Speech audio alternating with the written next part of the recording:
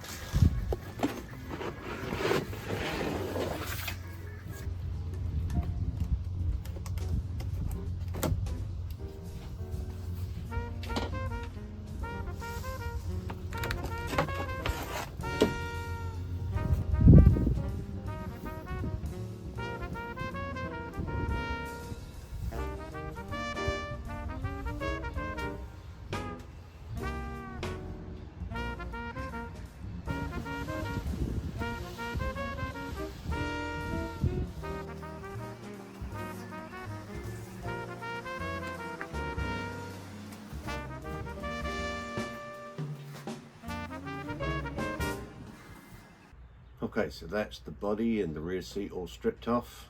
Not too much problem, fairly easy job. So next up we have the battery swap. That's going to be in the next video, taking the lead acids out, putting the lithium in and getting all the wiring buttoned up.